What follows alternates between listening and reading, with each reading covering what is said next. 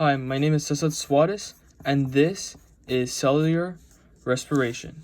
So, cellular respiration originally really starts with photosynthesis, because photosynthesis produces the products that are needed for cellular respiration. So you see energy from the sun, it goes into photosynthesis, and photosynthesis uses CO2 and water to produce glucose and O2. Now you see, glucose and O2 go into cellular respiration, where the process of cellular respiration takes place in the mitochondria in animal cells. Now this then produces CO2 and the cycle starts all over again. So now, how does cellular respiration turn glucose and O2 into CO2 and H2O and produce energy in form of heat loss and ATP? Well, it does this in the cytosome, which is the inner membrane of the mitochondria. Well, the inner membrane of mitochondria. So cytosome, it doesn't need O2 to do its process, and it does this process of breaking down glucose through glycolysis. Now glycolysis has glucose, and it brings through using two ATP molecules. It produces 4 ATP molecules, and with using 2 NAD plus molecules, it produces 2 NADH molecules. Now together, they form, through the process of glycolysis, they form with the glucose to produce 2 pyruvates, which are 3 carbon sugars, in comparison to glucose's 6 carbon sugars.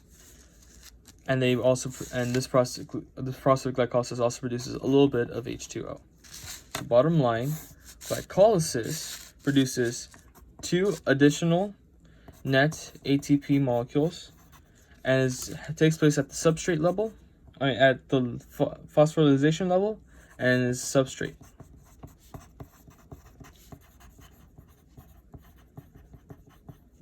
So now, this can go either ways. It can go through fermentation. The products of this reactions can go into fermentation, or they can go into the rest of cellular respiration. So fermentation also takes place in the cytosol and does not require H2O. So now, this is alcoholic fermentation, which produces CO2 and ethanol. Or this can be lactic acid fermentation,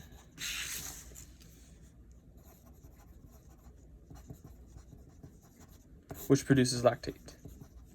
So now, both of these fermentation processes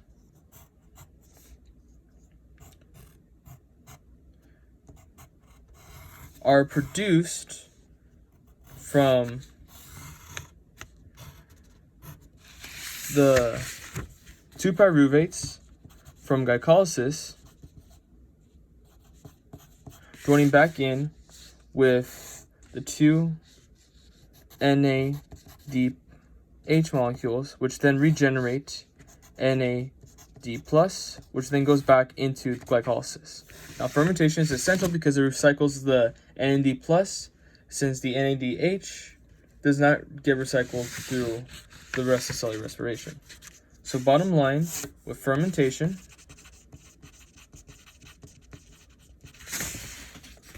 we have no additional ATP. It only really serves to recycle the NAD+. So now, on to the rest of cellular respiration, which then takes place in the interior of the mitochondria. This process does need O2. So now, The rest of cellular respiration is consistent of pyruvate, oxidation, and the citric acid cycle, along with oxidative phosphorylation.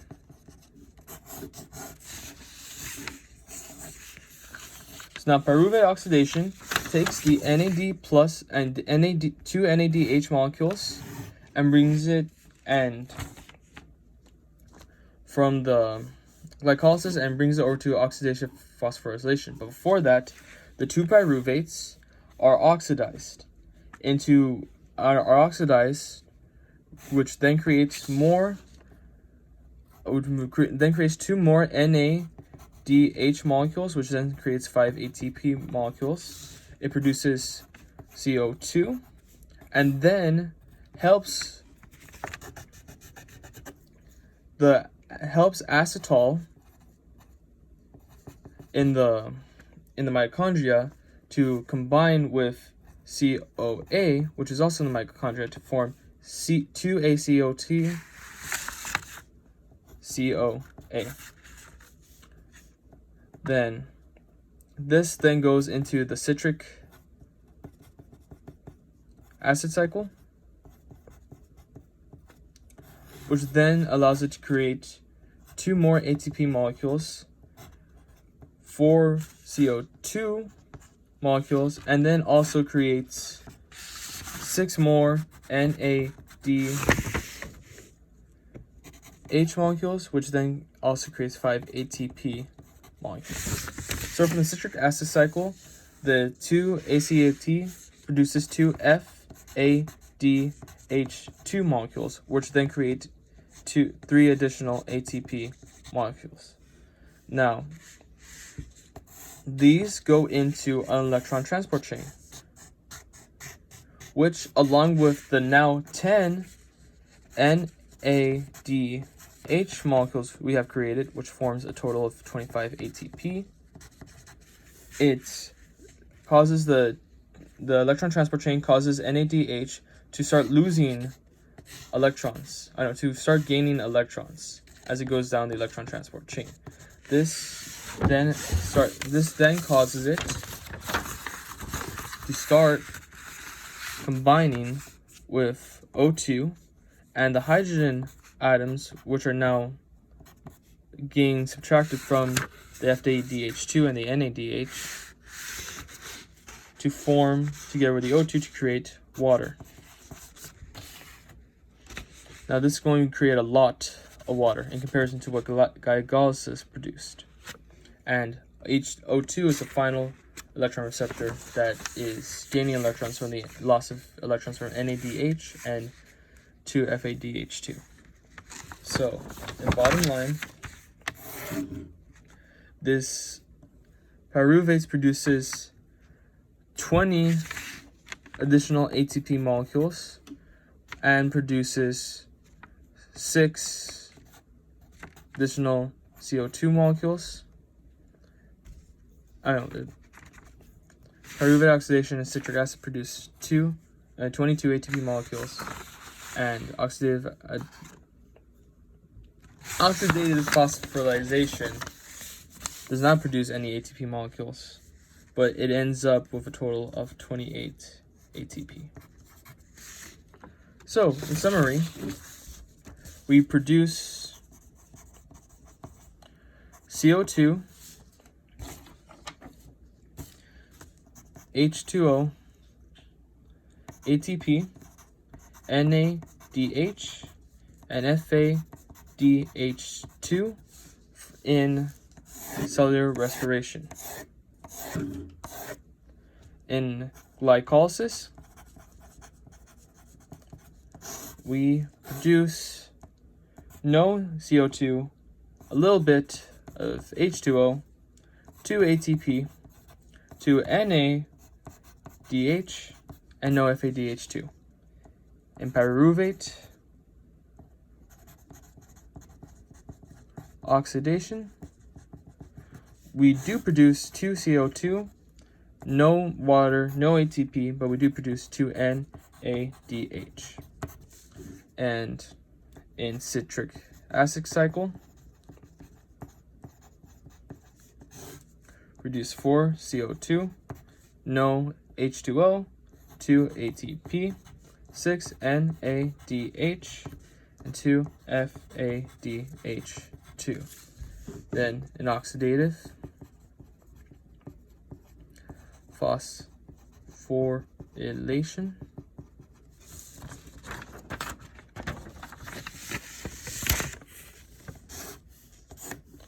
we don't produce any CO2, produce a lot of water, produce 26, 28 ATP, no NADH, and no FADH2. And in total, we produce 6 CO2. If we are really recreating, reversing the process of photosynthesis, we do produce 6 H2O molecules. In total, we produce 30 to 32 ATP molecules. We produce 10 NADH molecules, and we produce 2 FADH2 molecules. Okay.